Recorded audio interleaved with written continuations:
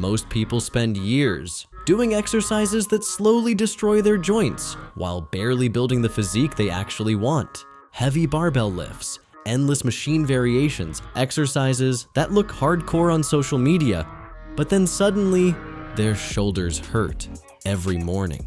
Their knees sound like bubble wrap. Their lower back tightens every time they bend over, and the worst part? Most people think this is normal. Like joint pain is just the price you pay for getting stronger. It's not. Here's the truth. Nobody wants to admit you do not need to destroy your body to build muscle. In fact, some of the best muscle building exercises ever created don't even require a gym.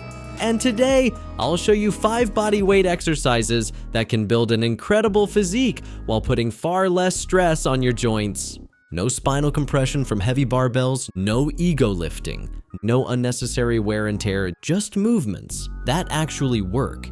And if you skip these, you're not just missing muscle growth, you're slowly setting yourself up for stiffness, chronic pain, weak joints, and a body that feels older than it should. But if you master them, you can build a strong, athletic physique while keeping your body healthy long term.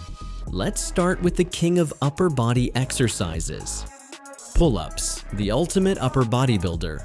Most people think pull-ups are just a back exercise. That's like saying a Ferrari is just a car. A proper pull-up trains lats, upper back, rear delts, biceps, forearms, core, grip strength. Almost your entire upper body has to work together. And that's exactly why pull-ups are so powerful. You're not moving an external object, you're moving your body through space. That creates a completely different level of muscular tension and coordination. And unlike heavy rows, your spine stays neutral.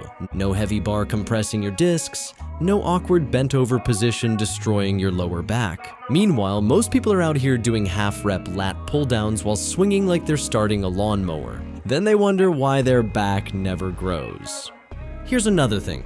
Pull-ups expose weakness instantly. You cannot fake them. Either you can move your body weight or you can't.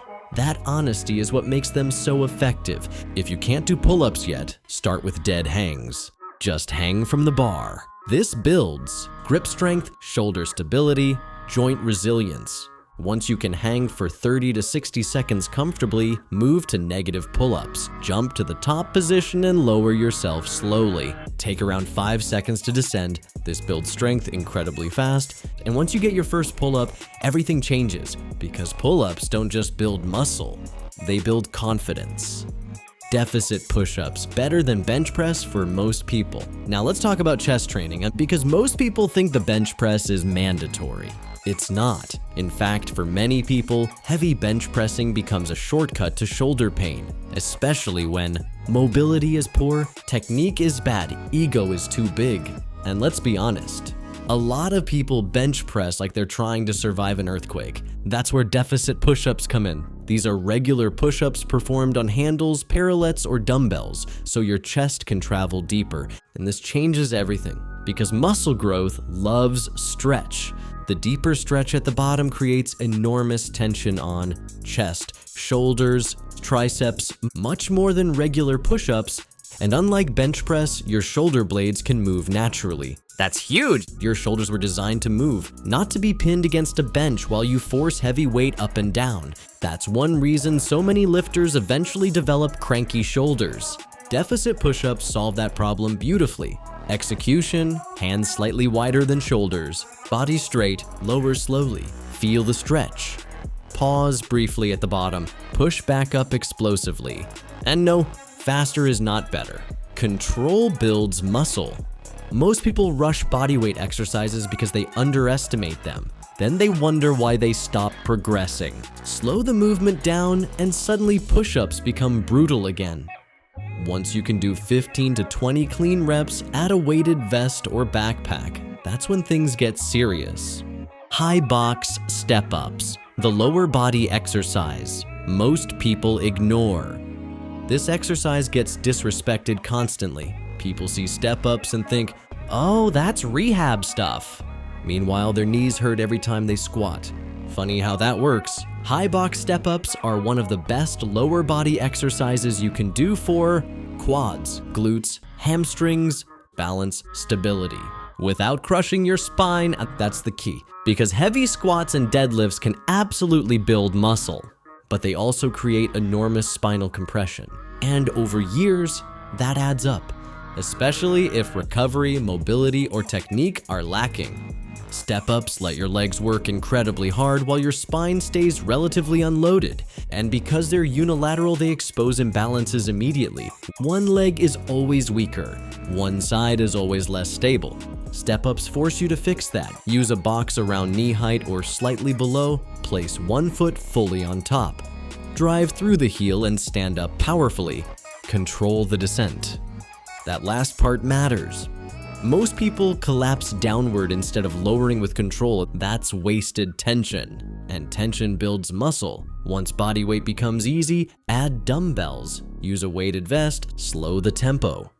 You don't need absurd weight, you need quality effort. Inverted rows, the missing link for posture and back thickness. Most people push way more than they pull. That's why modern posture looks terrible. Rounded shoulders. Forward head posture, upper back's weaker than wet cardboard, and then people wonder why their shoulders hurt.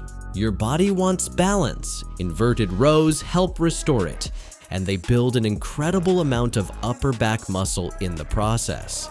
The beauty of inverted rows is that they train mid-back, rear delts, lats, biceps, core stability without loading your lower back.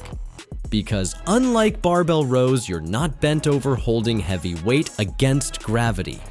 Your spine stays neutral. Your body moves as one unit. That means less joint stress, more stability work, better posture development. Set up under a bar, rings, suspension straps, or even a sturdy table. Keep your body rigid like a plank. Pull your chest toward the bar. Pause briefly, lower slowly. And don't turn this into a hip thrust competition. If your body is flopping around like a fish, you're losing tension. The stronger your body line stays, the more effective the movement becomes. And once these get easy, elevate your feet. Add a vest. Slow the reps down. Again, progressive overload still matters. Body weight training is not random movement. You still need progression. Dips, the upper body mass builder most people fear.